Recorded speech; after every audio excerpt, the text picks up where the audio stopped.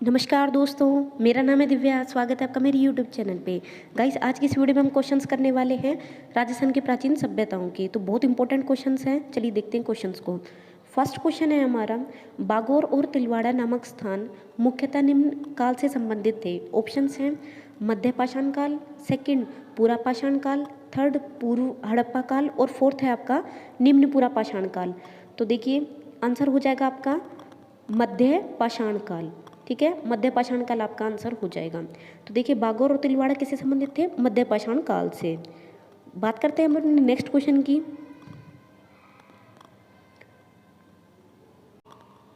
लूनी घाटी डिडवाना बूढ़ा पुष्कर के आसपास स्थित एक महत्वपूर्ण स्थल है। यह निम्नलिखित में से किस युग से संबंधित है? तो देखिए बात कर रहे हैं किसकी? लूनी घाटी डिडवाना। तो लूनी घाटी डिडवाना किस युग से संबंधित है और ये एक महत्वपूर्ण स्थल। देखिए मैंने आपको पहले बताया जो बूढ़ा पुष्कर है, बूढ़ा पुष्कर बहुत इंपॉर्टेंट है। ठीक है, इस नाम को जरूर ध्यान रखिएगा, ये स्थल बहुत इंपॉर्टेंट है। ऑप्शन है आपके पास ऊपरी पुरा पाषाण युग, सेकंड उत्तर पुराना पाषाण, देखिए पूरा है, पुराना नहीं है, पुरा पाषाण युग। थर्ड है इसमें मध्य पुरा पाषाण युग और फोर्थ है इनमें से कोई नहीं। तो देखिए क्या आंसर हो जाएगा इसमें आपका? ऊपरी पुरा पाषाण, उत्तर पुरा पाषाण, मध्य पुरा पाषाण और इनमें से कोई नहीं। तो आंसर हो जाएगा आपका मध्य पुरा पाषाण युग। ध्यान रखिएगा, मध्य पुरा पाषाण युग से संबंधित है दोनों स्थल। ठीक है, नेक्स्ट क्वेश्चन, बूढ़ा पुष्कर होकरा, बूढ़ा पुष्कर होकरा और जायल पूरा स्थल निम्नलिखित में से किस काल से संबंधित है? तो देखिए मैंने आपको पहले बताया बूढ़ा पुष्कर और जायल ये दोनों बहुत इंपॉर्टेंट नाम है, तो इनको अच्छे से याद रखिएगा आप। तो फर्स्ट ऑप्शन है नव पाषाण काल, सेकंड कांस्य काल, थर्ड पूरा पाषाण काल और फोर्थ है इसमें ताम्र पाषाण काल। तो बूढ़ा पुष्कर और जायल पुराथल ये दोनों किससे संबंधित हैं? ये दोनों आपके संबंधित है पूरा पाषाण से। ठीक है, किससे संबंधित है? दोनों पूरा पाषाण से। तो ध्यान रखिएगा बूढ़ा पुष्कर और जायल ये दोनों बार बार रिपीट होते हैं, तो इनको जरूर याद रखिएगा। बूढ़ा पुष्कर और जायल ये दोनों पूरा पाषाण काल से संबंधित हैं। ठीक है, और पूरा पाषाण को क्या कहा जाता है? एक अन्य नाम मैंने इंग्लिश में भी बताया था आपको, पेलियोलिथिक। ठीक है, पेलियोलिथिक एज इसको कहा जाता है, तो ध्यान रखिएगा पेलियोलिथिक एज। बात करते हैं अपने नेक्स्ट क्वेश्चन की। गाइस बात करते हैं नेक्स्ट क्वेश्चन की। तो देखिए मेसोलिथिक शब्द का वास्तविक अभिप्राय क्या है? तो देखिए मेसोलिथिक, अब देखिए इंग्लिश वर्ड आ गया। मैंने आपको पहले भी बताया था कि जो इंग्लिश वर्ड है वो आपको ज़रूर ध्यान रखने हैं। जैसे कि इसको इंग्लिश में क्या कहा जाता है? मेसोलिथिक एज यानी मेसोलिथिक शब्द का वास्तविक शाब्दिक अर्थ क्या है? मध्य पाषाण काल, पूरा पाषाण काल, मध्य पाषाण काल, निम्न पूरा पाषाण काल, मध्य पूरा पाषाण काल और उच्च पूरा पाषाण काल। तो क्या आंसर हो जाएगा इसमें? तो क्या आंसर हो जाएगा भाई इसमें? मध्य पाषाण, निम्न पाषाण और मध्य पूरा पाषाण। ठीक है, एक है मध्य पाषाण और एक है मध्य पूरा पाषाण। तो देखिए इसको क्या कहा जाता है? मध्य पाषाण युग कहा जाता है। ठीक है, मेसोलिथिक को क्या कहा जाता है? मध्य पाषाण काल। और इसी तरह से मैंने अभी आपको लास्ट क्वेश्चन में बताया कि पूरा पाषाण को क्या कहा जाता है? तो पेलियोलिथिक एज कहा जाता है। इसी तरह से मेसोलिथिक एज किसको कहा जाता है? मध्य पाषाण काल को। ध्यान रखिएगा, दोनों बहुत इंपॉर्टेंट वर्ड है, तो इनको आपको इंग्लिश में एज इट इज़ याद करना पड़ता है। तो इम्पोर्टेंट क्वेश्चन है। बात करते हैं अब अपने नेक्स्ट क्वेश्चन की। तो नेक्स्ट क्वेश्चन है हमारा, निम्नलिखित में से कौन से स्थल लघु पाषाण युगीन संस्कृति से संबंधित हैं? तो बात कर रहा है किसकी? लघु पाषाण युग से। तो लघु पाषाण संस्कृति से देखिए लघु पाषाण कौन सा हुआ जिसमें आपको छोटे छोटे कह सकते हैं आप औजार या उपकरण वगैरह देखने को मिलते हैं। तो ऑप्शंस हैं सोजत, सेकंड धनेरी, थर्ड है इसमें तिलवाड़ा और फोर्थ है इसमें गणेश्वर।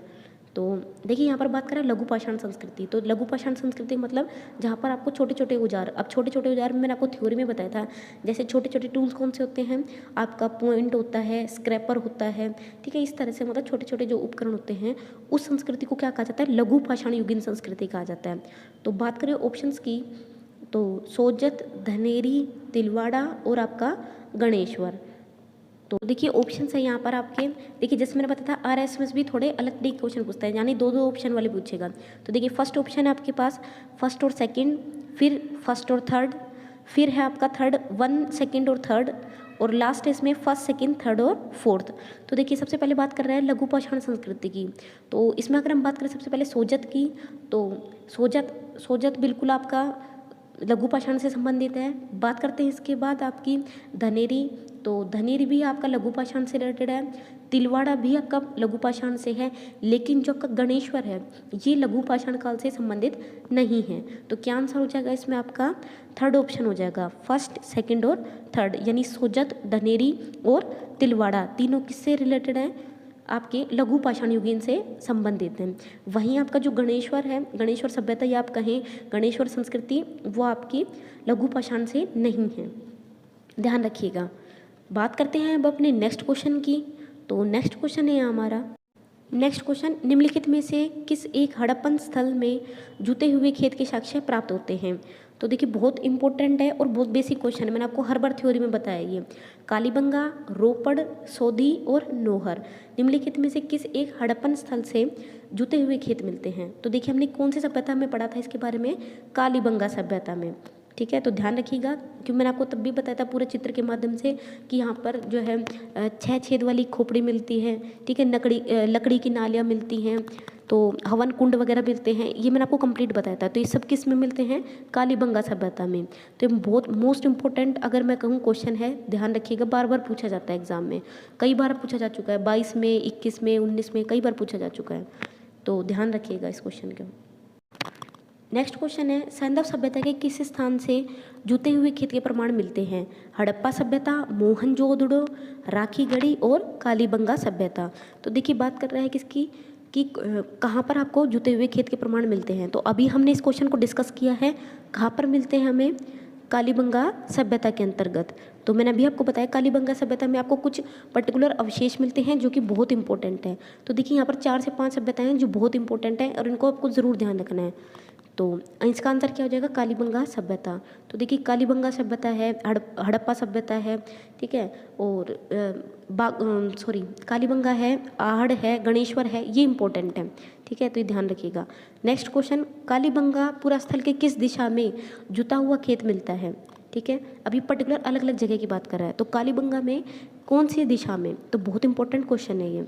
फर्स्ट है उत्तर पूर्व, सेकंड उत्तर पश्चिम, थर्ड दक्षिण पूर्व और फोर्थ है यहाँ पर दक्षिण पश्चिम। तो अभी हमने ये तो पढ़ा है कि इसमें कौन सा अवशेष मिलता है, तो कालीबंगा में जुता हुआ खेत मिलता है, लेकिन ये बात कर रहा है डायरेक्शन की। तो देखिए अगर हम बात करें दिशा की, तो कौन सी दिशा में मिलता है हमें, ध्यान रखिएगा, दक्षिण पूर्व दिशा में मिलता है, ठीक है, दक्षिण पूर्वी दिशा में हमें जुता हुआ खेत मिलता है, ध्यान रखिएगा। तो दक्षिण पूर्व इसका आंसर हो जाएगा। बात करते हैं नेक्स्ट क्वेश्चन की, कालीबंगा के बारे में निम्नलिखित कथनों को पढ़िए।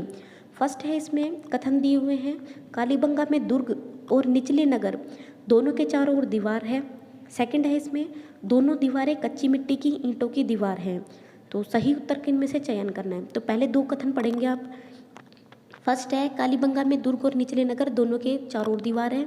सेकंड, और ये दोनों दीवारें ही किसकी बनी हुई है, कच्ची मिट्टी की ईंटों की दीवारें हैं। तो अब देखिए बात करें कथन की, तो फर्स्ट केवल कथन ए सही है, सेकंड केवल बी सही है, ना ए और ना बी सत्य है, और लास्ट इसमें दोनों कथन सत्य हैं। तो देखिए यहाँ पर अगर हम बात करें कालीबंगा की, तो सबसे पहले ये स्टेटमेंट तो इसका सही है कि कालीबंगा में दुर्ग और निचले नगर दोनों की चारों ओर दीवारें हैं, और ये दीवारें किस तरह की बनी हुई हैं, मिट्टी की ईंटों की दीवारें बनी हुई हैं। तो क्योंकि हमने वहाँ पर पढ़ा था कि वहाँ पर किस तरह की है, जो कच्ची मिट्टी होती है, मतलब मिट्टी की ईंटों की इसमें दीवारें हैं, ना कि पक्की ईंटों की। तो इसका आंसर दोनों कथन सत्य है, ठीक है। तो इसमें हमने पूरा पढ़ा था इसको, कालीबंगा में मैंने आपको बताया था कि इसमें पूरा नगर है वो एक व्यवस्थित रूप में था। तो इसमें जो है चारों ओर इसके जो कच्ची दीवारें, कच्ची ईंटों की दीवारें इसमें की गई थी, कच्ची मिट्टी की ईंटों की दीवार इसमें की गई थी। तो इस तरह से मैंने आपको पूरा उसमें थ्योरी में समझा था। नहीं देखिए तो राजस्थान जी के नाम से प्लेलिस्ट है वीडियो के डिस्क्रिप्शन में, वहाँ चेकआउट ज़रूर कर लीजिएगा। बात करते हैं गाइज अब अपने नेक्स्ट क्वेश्चन की।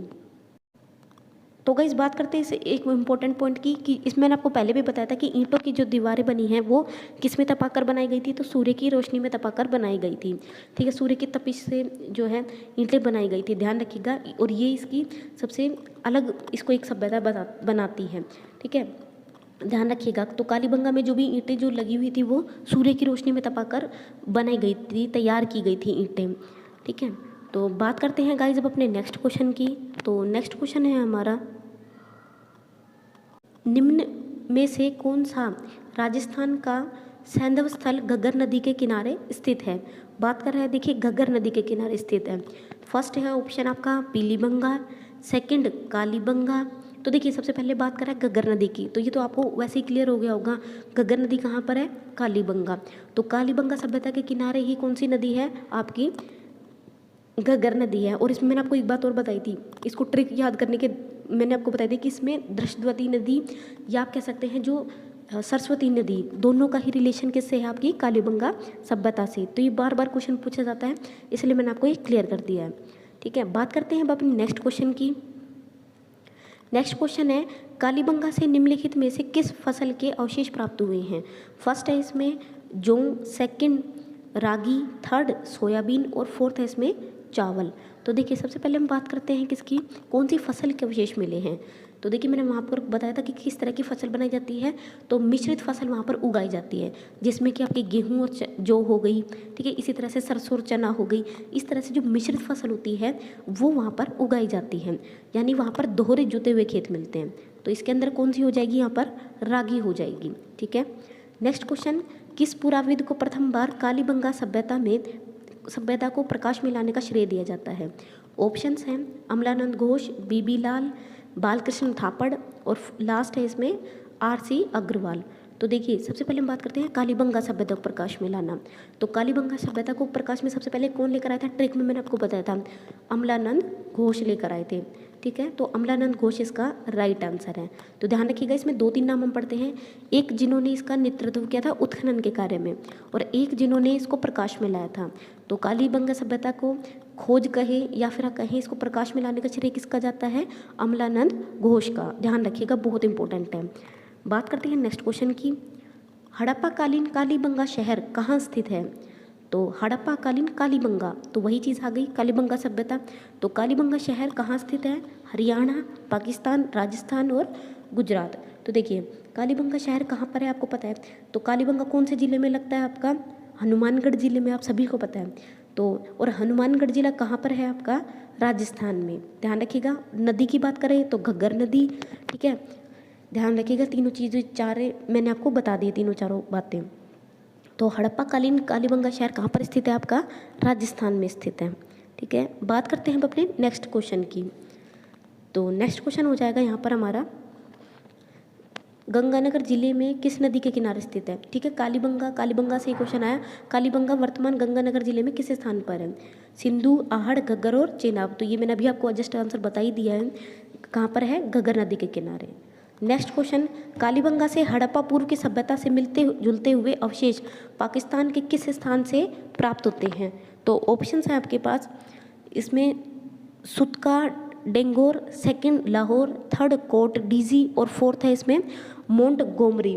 तो ये ऑप्शंस हैं आपके पास। तो कालीबंगा से हड़प्पा पूर्व सभ्यता मिलते जुलते अवशेष, तो हड़प्पा से मिलते जुलते अवशेष कहाँ से प्राप्त होते हैं? पाकिस्तान में कौन सी जगह से? तो देखिए यहाँ पर हो जाएगा आपका आंसर कोट डीजी से। ठीक है, तो कोट डीजी में भी जो भी हमें कालीबंगा जो सभ्यता से प्राप्त हुए थे अवशेष, वही अवशेष हमें पाकिस्तान से प्राप्त होते हैं।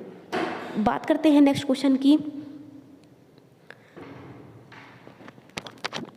कालीबंगा का उत्खनन कार्य किसके नेतृत्व में निष्पादित हुआ था? फर्स्ट ऑप्शन है V.S. वाकरणकर, सेकंड है V.N. मिश्र, थर्ड H.D. संकलिया और फोर्थ है इसमें बीबी लाल। तो देखिए कालीबंगा का उत्खनन कार्य किसके नेतृत्व में हुआ था?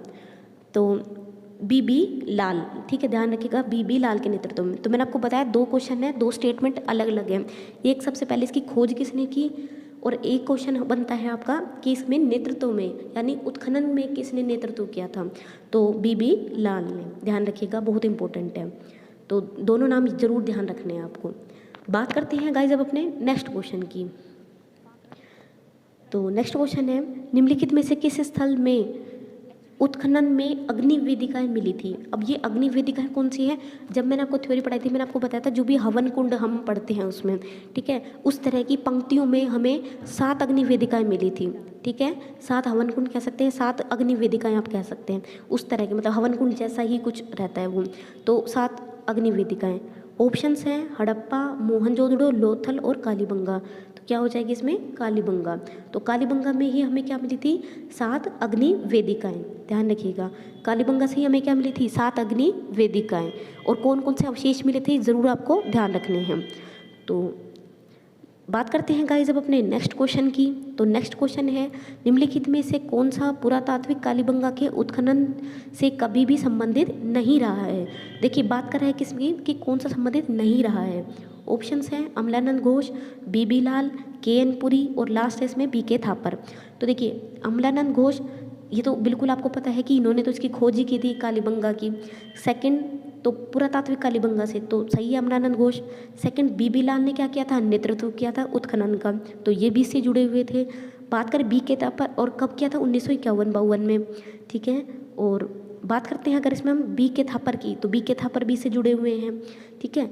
लेकिन अगर हम बात करें के.एन. पुरी की तो के.एन. पुरी का कालीबंगा सभ्यता से संबंध नहीं है, ध्यान रखिएगा। इसमें उत्खनन से इनका संबंध नहीं है। तो इम्पोर्टेंट क्वेश्चन है, ध्यान रखिएगा। तो कालीबंगा से संबंध किन किन का है अमलानंद घोष, सेकंड बीबी लाल और थर्ड है इसमें बी.के. थापर। ये तीनों किससे संबंधित है कालीबंगा से। लेकिन के.एन. पुरी कालीबंगा से संबंधित नहीं है, ध्यान रखिएगा। बात करते हैं गाइस अब अपने नेक्स्ट क्वेश्चन की। निम्न में से राजस्थान के किस स्थल से प्राप्त मृत भांडों को लाल धरातल पर रंगों की ज्यामितीय डिज़ाइन से सजाया गया है। देखिए बात कर रहे हैं किसकी राजस्थान के किस स्थल से प्राप्त मृत भांडों को लाल धरातल पर काले रंग है यहाँ पर, ठीक है काले रंग।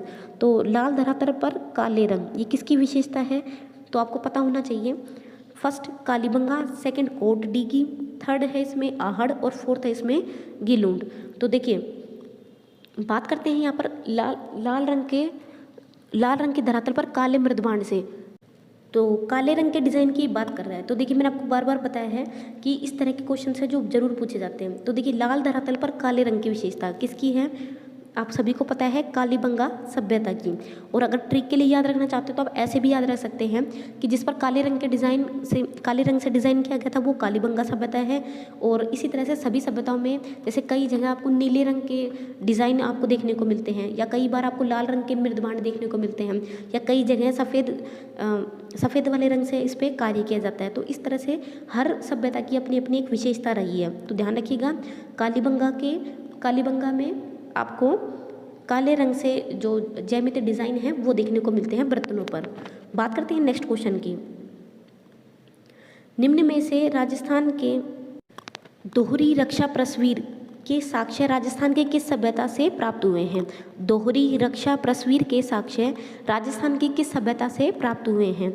ऑप्शंस हैं बालाथल सभ्यता, कालीबंगा सभ्यता, ओजियाना सभ्यता और गणेश्वर सभ्यता।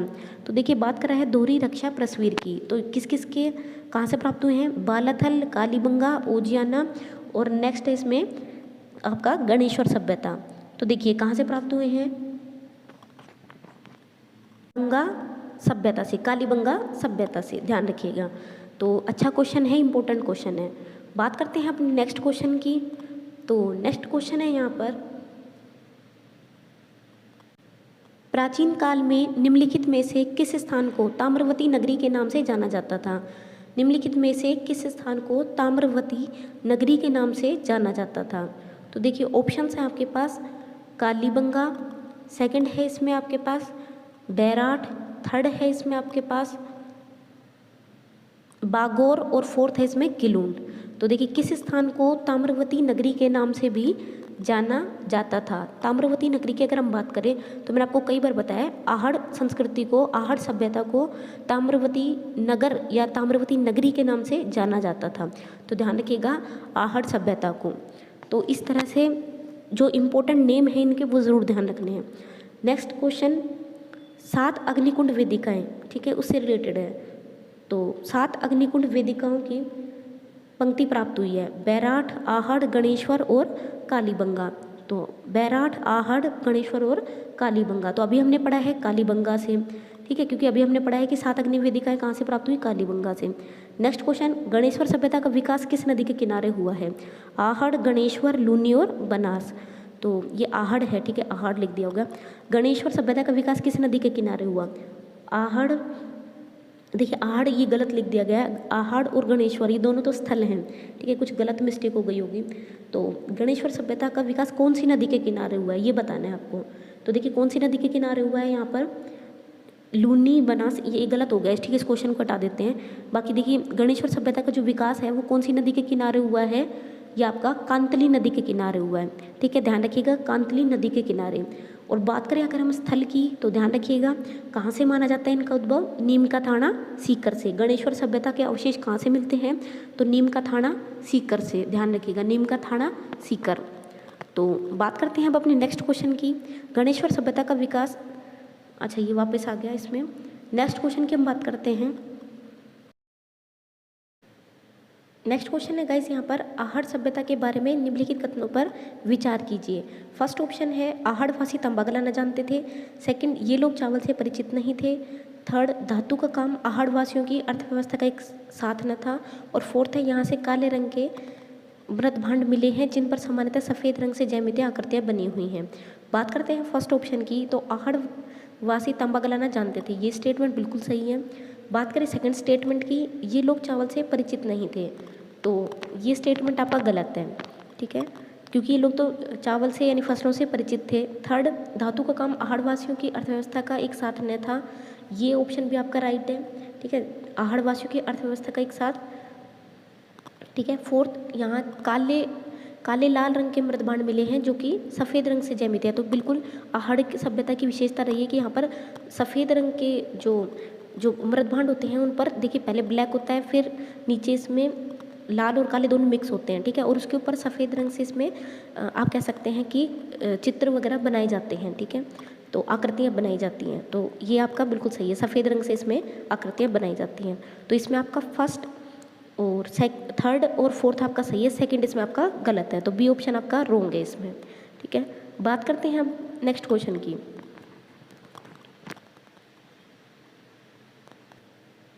निम्नलिखित संस्कृति में से किसे बना संस्कृति के नाम से भी जाना जाता है। ऑप्शंस हैं आहड़ संस्कृति, सरस्वती संस्कृति, दृश्यद्वती संस्कृति और अदमगुर। देखिए ये गलत हो गया, फोर्थ वाला तो बिल्कुल गलत है, स्थान है, ठीक है। बात करते हैं इन तीनों ऑप्शंस में से ही, तो किसे बना संस्कृति के नाम से भी जाना जाता है, तो बना संस्कृति में आहड़ संस्कृति, सरस्वती संस्कृति और दृश्यद्वती संस्कृति।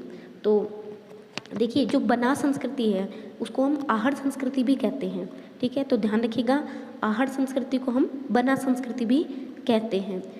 तो क्योंकि देखिए बेसिकली किसके किनारे है, बनास नदी के किनारे पर जो आपकी आहड़ सभ्यता है, आहड़ संस्कृति है वो स्थित है, और वहाँ पर किसके अवशेष मिले, हमें तांबे के अवशेष मिले थे, ठीक है, तो इसको ताम्रयुगीन सभ्यता भी कहा जाता है, ध्यान रखिएगा। तो आहड़ बहुत इंपॉर्टेंट सभ्यता है, इसको अच्छे से पढ़िएगा। बात करते हैं गाइस अब अपने नेक्स्ट क्वेश्चन की। दो मुंह का चूल्हा और बहुत प्रकार के बर्तनों के साथ सिलबट्टा और पेन निम्नलिखित में से किस स्थान से खुदाई के समय में मिले थे।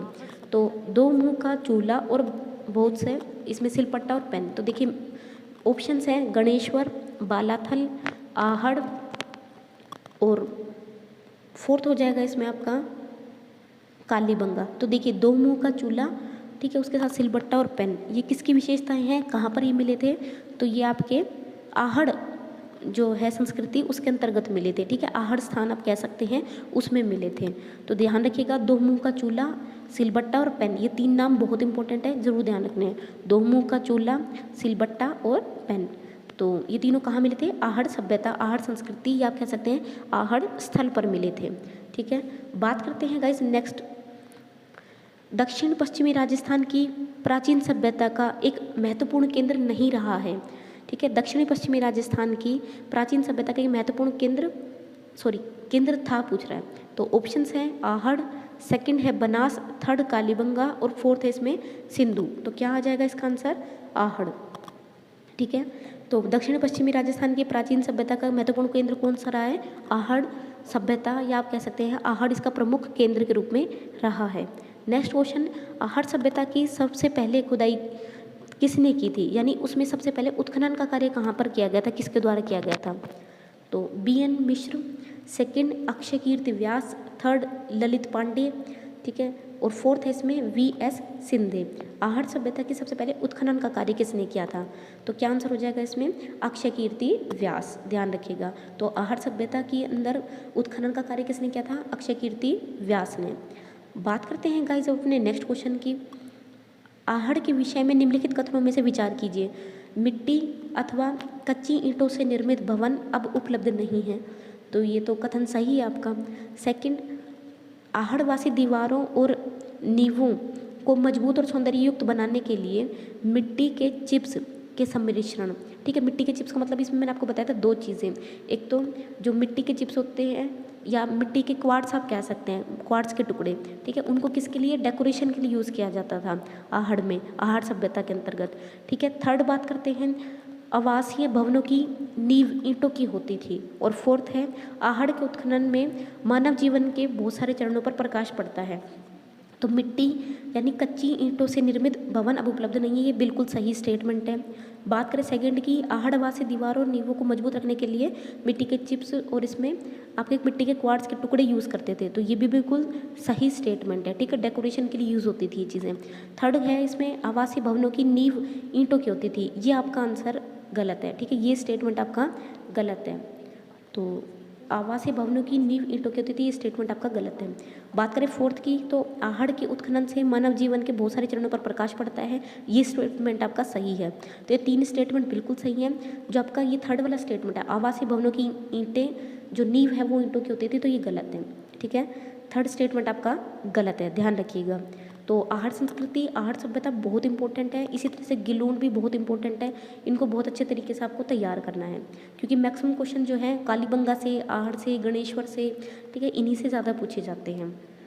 नेक्स्ट क्वेश्चन, निम्नलिखित में से राजस्थान की ताम्रयुगीन सभ्यता के सबसे प्रमुख होगी, आई थिंक सबसे प्रमुख सभ्यता कौन सी थी, ठीक है, तो राजस्थान की ताम्रयुगीन की बात करें तो अभी मैंने आपको बताया जहाँ पर तांबे के अवशेष मिलते हैं, तो ऑप्शंस हैं कालीबंगा, बागोर, आहड़ और बैराठ।